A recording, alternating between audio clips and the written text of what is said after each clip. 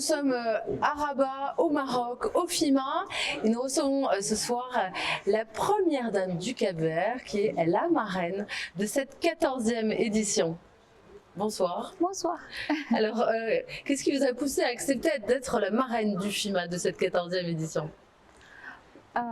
Well, I think it's one of our objectives as a First Lady.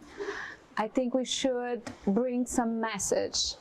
We have this, I would say, a power of influence, like the diplomacy of influence. So I think that one of the most richness industry is the industry of fashion. But when you think about the industry of fashion, you think about where? You think about America or Europe, you think about New York, you think about Paris, but you don't think about Africa. But the cotton you use in this industry is from Africa. The inspiration that most of the creators that live in Europe or America is from Africa. You see, so the materials, the inspiration, a lot of things comes from Africa, but the value is not here. So I think it's like my obligation. It's not a favor I'm doing. Is that because we have a lot of potential, and I want to use this influence of, like, my diplomacy of influence, giving voice to those that doesn't have, to influence, okay? And I want to be here and show the world that we have young designers with a lot of skills, with a lot of capacity of innovation. The show we saw yesterday showed this. So why is forgotten about for all over the world? So the world must know. So I think it's like my contribution to give this visibility to the fashion. The fashion can be a joining of culture. It can be economy, because you have a lot of employees around the fashion.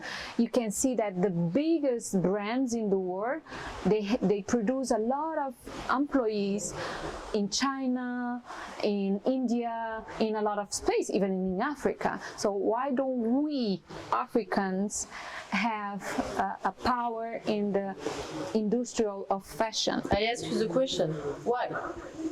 Because, well, you know, it's something that comes from the past. Is like hundreds of years exploiting. But I'm really hoping. I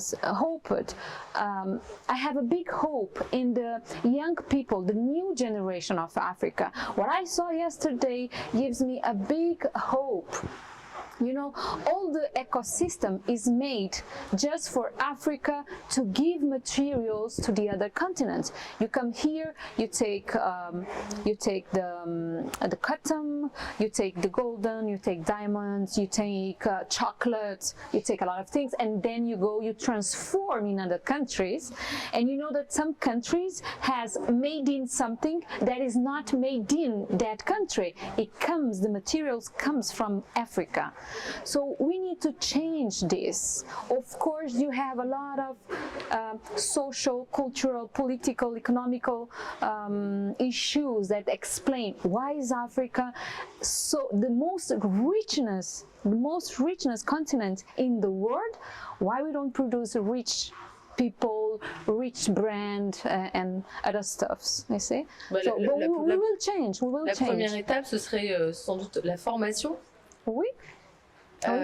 Justement, vous en tant que première dame, d'ailleurs au Cap-Vert, est-ce que vous pensez qu'aujourd'hui, il faut faire beaucoup d'écoles d'artisanat d'art?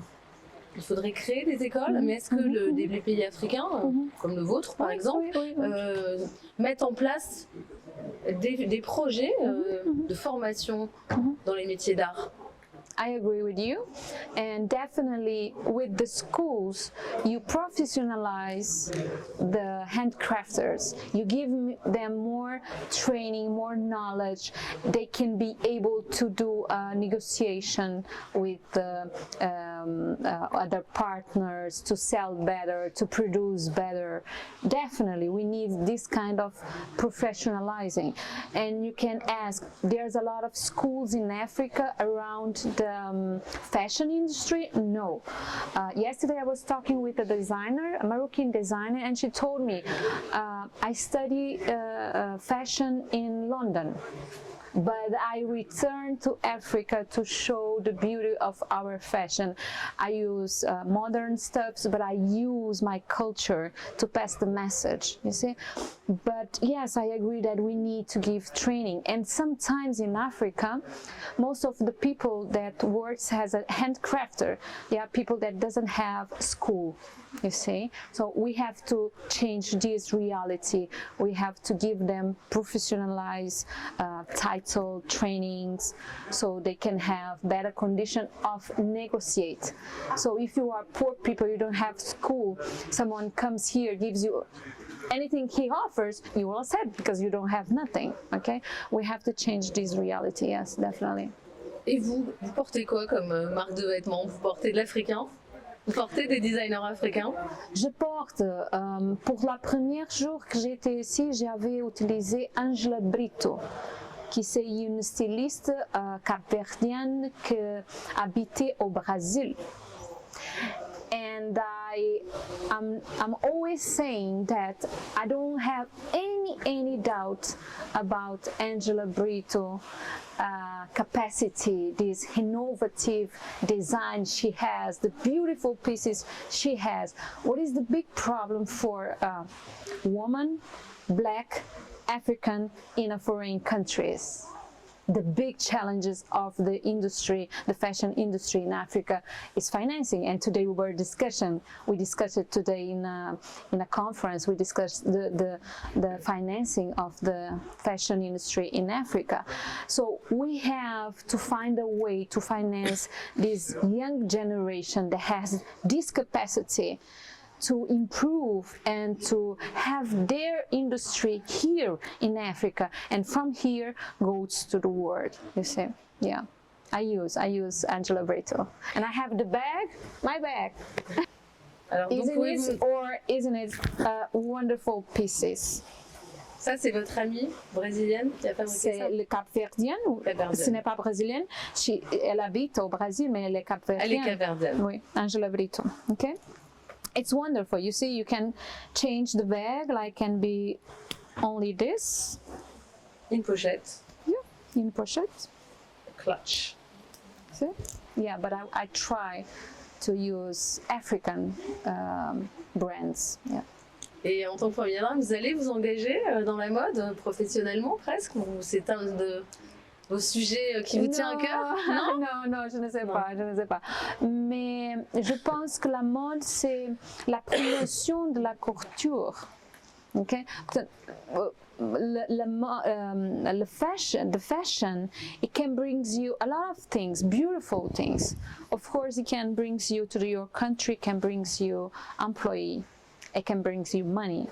But for instance, the football, you are against off. You have opposite. If I'm German, I'm not England, or I'm not France, or I'm not Cameroon, or I'm not Cape Verdean. You have competitive industry in football. But in fashion, in culture, you join, you see a lot of mix. You take the cotton from here, the texture from here, the inspiration for here. It can be, I see fashion as a way of passing a message. We must pass a message. It can be just a fashion of cuts, trends, colors. It must have some message. And I see in Africa this opportunity. So I'm not a professional of fashion, but I see the potential of the industry of fashion mostly in Africa, because the rest of the world already developed their industry of fashion. And it's an industry of fashion that has a lot, 35% goes to the garbage. And we already bring climate change, climate crisis. We bring a lot of negative stuffs for the environment. Even the, I used to call it like a slavery in our century, because the industry pays for those that are on the machine. They rent, the revenues is not that much as those that has the brand. So I see in Africa this opportunity of changing. So that's why I accept to be the marraine de la FIMA. 2022. Oui, and I think FIMA has this feeling of get together. Let's get all the creators of Africa together. Let's get the brands, let's get the innovation, let's get together the skills and all those stuff. So for me, this is the beauty of FIMA. You see people coming, nobody's complaining about the conditions. People just want to be together and know what you use, why you use this, oh, it's so beautiful, how you do it. Let's promote Africa. So for me, FIMA is the joining of the culture, joining the country, joining people that has a lot of capacity, and mostly love between people. Merci pour ces derniers jolis mots. Merci. Merci pour votre interview. Merci.